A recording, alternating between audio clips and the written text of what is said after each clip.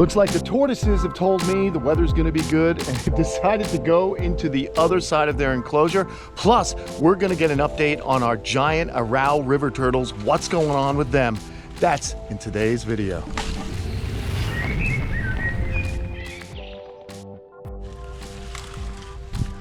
Okay, friends, so there was a little bit of a mystery this morning when I woke up. Actually, what's really cool is Kubota just dropped off some new machines for the year. And as I was driving them over, the driver said, "Oh, those are big tortoises. I thought they were statues."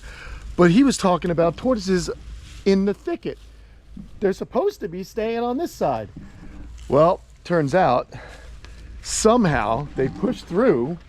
This is exactly how I found it.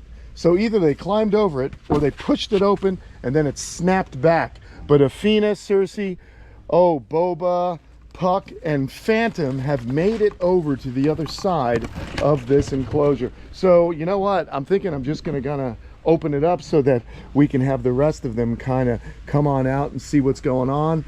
I want to just check the weather here. It's March, of course, and usually that means things are going to be very consistent. So here we go. Look at this. These are our nighttime temperatures, and that's absolutely perfect. That's totally acceptable. Look at those temperatures in the day. We are looking like winter is over. So why don't we go ahead and open it up? If something happens, I'll have way more of a chance to get these guys in. I'll have some foreknowledge of the weather changing. So let's go ahead and open it up very simply. And then we'll allow these guys to kind of wander around. Let's see who's over here though. I want to see Phantom. It's Phantom's first time in this enclosure. So we've got Circe. It looks like Hank, and that's Puck. Okay, so those three are over there. Let's see. Hello. Hi, Puck. Still nervous. Puck's still a scaredy cat. But let's see. Where else? Where's my buddy Phantom? This is so cool. We haven't been in here a while. It's kind of grown back a little bit, so I'm probably gonna have to get in here and cut some of these vines out again. But otherwise, these tortoises are gonna have a lot to nibble on, that's for sure. Oh, look who it is. Speaking of nibbling, there's Phantom. Look at Phantom go, enjoying some of this fresh leaves that are down here. Hi, Phantom. What do you think of this place, huh? This is kind of cool, right? Oh, that's what I like to see. I like to see them nibbling on some of the weeds that are growing up, because they really do take care of all the yard work here. And it's super fun and super great for them. These guys get to have enrichment. They wander around, they do their thing. And that's the way you want to keep a giant tortoise. You want them to be healthy. The other thing with this Galop here is that he's got all these trunks to kind of clamber over, all these saw palmetto trunks, and that's going to help keep his posture good, keep him strong, so that those hind legs will develop properly. But Phantom has been amazing, man. Oh, you spitting some out? Hi, Phantom. How you doing? What a cool tortoise. So I'm glad we got him here. He's looking awesome. He's exploring. Athena is actually all the way over there, but you can see this is a really nice enclosure. So they've got tons and tons of room. What I'll probably do here in the coming weeks is I'm going to open up the small corrals. I designed it to where I can open them up. And I've got to figure out what I want to do with that stone bunker. I really want to tear it down, to be honest, because even though I sealed it up with wood, it's still emanating. It's still kind of got some vapor from that foam, and that's not good at all. So I just don't want that stuff to kind of make these guys sick, and I don't want to smell it when I walk by. So we'll have a look at that in a moment, but right now you could just see Phantom looking good. Thank God didn't get hurt in the fire. Him and Socrates are fine, and like I said, they're just going to cohabitate for a little bit. In fact, I can move them over to the other side and just kind of separate them again, since it doesn't look like we're going to have any cold nights. They can sleep out under the stars, kind of bed down in the leaf litter and stuff. So here are the old Kubotas. Really cool, beautiful machines. The gentleman's picking up the tractor, the old L47. He's bringing it back to the dealership, where they're going to bring me a brand new L47, and I'll show you what's going on with these guys in a second. But here's Athena. She's made it all the way over here, and much to my surprise, she's, of course, you know, she's what the gentleman was talking about. He's like, man, I thought those were statues until they moved. And so I explained to him what I do here, and he was stoked. He's like, man, that's pretty cool. So anyhow, Afina's good. Look at all this nice leaf litter, huh?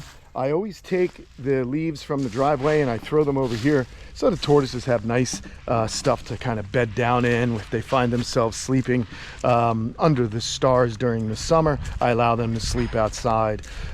So really cool that the weather is changed. I don't suspect we're going to get much more drama in the way of freezing temperatures here in Florida. In fact, it's starting to warm up very nicely even today. Radiators are back out. But let me show you this. In a little while, we'll be traveling to Texas pretty soon, and we're going to be talking with our friend Stuart from Universal Rocks, and he and I are, well, we're looking to do some fun stuff together, so I'm pretty excited. Maybe we'll come up with something that looks way better than what I have for the houses. But yeah, I can smell right now the burning foam, or the foam that was burnt. So I'd like to get rid of this. I think I have to use the backhoe, the tractor's backhoe, when it comes back. So I might have to disassemble this, tear this down, and then throw up another barrier. Maybe move, maybe come here and then shoot over so that the tortoises will be separated. But anyhow, just a lot of work to do. Of course, that's always the case at the camp. But I'd like to get this figured out. Like I said, it just doesn't smell good, and it's time to tear it down. We're going to leave this one up for now because, of course, everyone's able to sleep in it. But let me show you what's going on over here. I love giving updates and showing you all the progress we're making. As you know, we've had a partnership with Kubota for the last year and a half, and they're just amazing. One of our really favorite sponsors here, I know for me personally, because I use the machine so much. But we have brand new, these are literally right off the assembly line, brand new SCL 1000, brand new zero turn Z242 lawnmower. And of course, look at this, man, another awesome RTV X1130. This thing is sick. I'm loving it. You know, I use this thing all the time to move product and move materials and move tortoises. It's got a dump feature, so really excited and thankful that we have this partnership with Kubota and that they brought some of these new machines for me to use. The new L47 will be coming back in a couple of days once they put the thumb on it. Speaking of thumbs, mine is still broken, but we're still making it work here. So now I want to talk to you about what's going on in here. So all 4 of my female Arrau River turtles are in here. This was the original turtle that I found that was floating oddly. She's not floating oddly now. She's actually sitting on the drain plug of the Waterland tub here.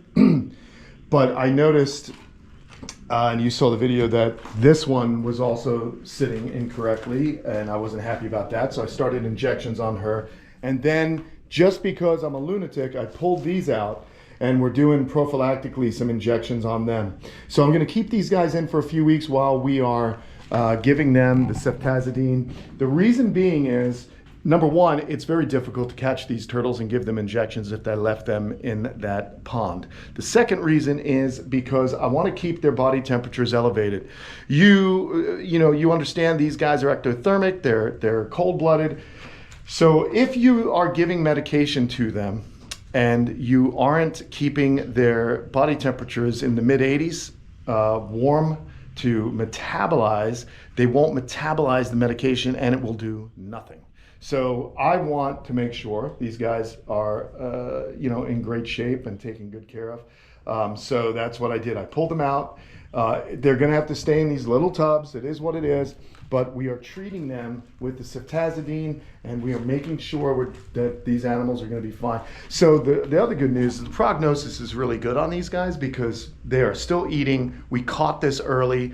We're going to give them medication. It is warming up already. Being inside here, they're going to get nice warm temperatures, so we'll get them back to a good state of buoyancy. And of course, pretty soon I'll move some turtles in here, and this will be the test. I'll be able to fill this up a lot more, and I'll be able to see if they're able to submerge. And then once that's the case, once we've gone through the rounds of medication, I will then bring them out and put them back in the big pond. Now, one of the things we've got to do this year is we've got to come up with a better situation for them in the winter.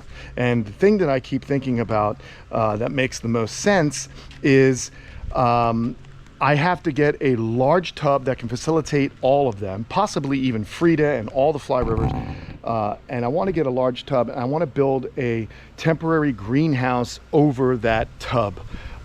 So that's, I think, the best thing that I could possibly do. So what I would do is just at the end of November, I take them all out, put them in the tub. They stay there till March. We have a greenhouse over it.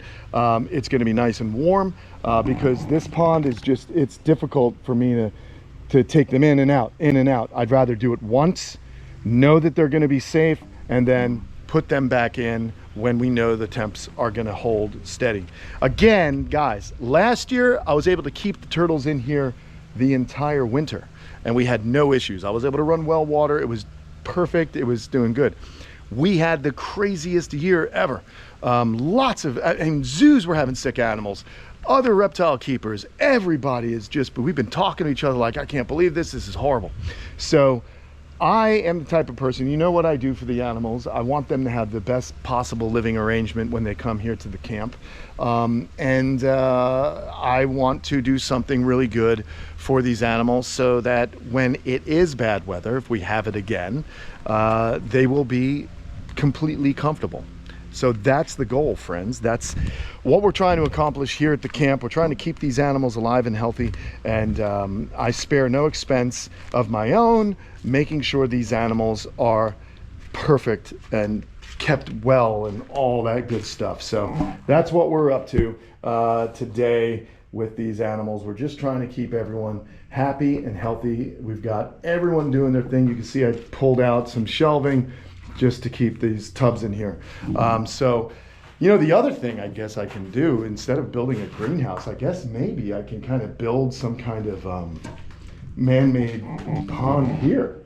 You know, I could probably frame it out and then put some liner in here. And I mean, shucks, that's kind of big enough. You know what I mean? Or maybe over here, just build a big tub in this. I'm thinking on the fly, to be perfectly honest. Why get a greenhouse when I have this shed? And if we build the tub, you know, a deep enough tub with a drain, or if I can find a tub that can fit in this area, one large tub, that would do it, I think. Instead of the separate tubs, we have one large one that takes up this whole area. I mean, if I can't use that door for a few months, whatever, I think that could be good, to be perfectly honest, friends. So yeah, I mean, the fact is I can even come out a little bit further, or maybe to where that door is. So just take this fence out, have a tub that runs the whole thing. And now we've got no drama. I can empty the tub, fill it back up, cycle water through it if I have to keep it clean. I think that's a pretty cool project because this structure's already here and it's already keeping things warm. And then the other solution, talking to my father-in-law, who's awesome, you know, he comes up with simple solutions that work, is I get large dog crates for very large dogs, and that's what you put Slinky in and the croc monitors in.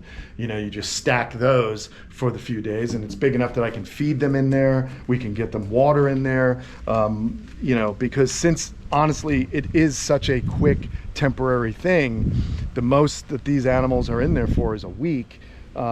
If the weather gets bad, then that could be a good solution because it's already here, rather than kind of marring the camp's aesthetics, if you will, because we're trying to clean things, we're trying to keep things nice.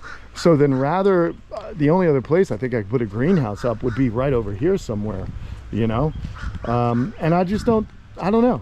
We have the new croc monitor cage going to be erected over here. We've got a bunch of other stuff that needs to happen. So maybe that's the best thing for us. But you can see I've already started some stuff. We've already got the, you know, solar panel. You saw that go up. I am really making an effort to frost-proof the camp, if you will. So in other good news, life is returning to the the burned plants here, which is amazing.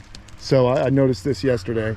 Things are coming back. We had a nice little rainstorm, and I thought this plant was shot. These were really pretty. They get really, really lush. So I'm very excited that things are coming back. Let's look over here. Yeah, we have some life. We have some life happening down there. We have some life. Where is it? Let me show you. Our copper leaves, they call these. Look at this. So things are starting to return. So in a few months, this will be lush again. But you can see how badly the freeze got our plants. So I'll probably prune back some of these plants to give them, you know, so they have the energy to do their thing. Our banana plants are coming back. There's one. All right. Okay, there you have it. We have crows, which means, where are you, crow? Means turtles probably going to start laying. You got to watch out for them crows, because crows knows when the turtles lay eggs. Anyhow, people, that's it. There you go. Good day. We got some new Kubotas. We got the big tortoises back out, and we are taking good. Uh-oh, look at this. You know what that is? That's trouble. Them there's raccoons. Looks like I got to set a trap. We don't want raccoons around the camp. Okay. Well, file that one away for things to do. Oh, never ending, never ending. Yes. I could also try and put some food for the raccoons inside the alligator enclosure. Food comes to the alligators, who knows? All right, where was I, friends? I was saying thank you, and I was also gonna say, don't forget to go to patreon.com/Kamp Kenan, where you can see more of the camp. And you'll also be able to chat with me live every Thursday at 4 p.m. Eastern. What do you say, friends? Have a fantastic day wherever you may be, and I'll see you all again real soon. For myself and the Redfoot Tortoises, I will see you later.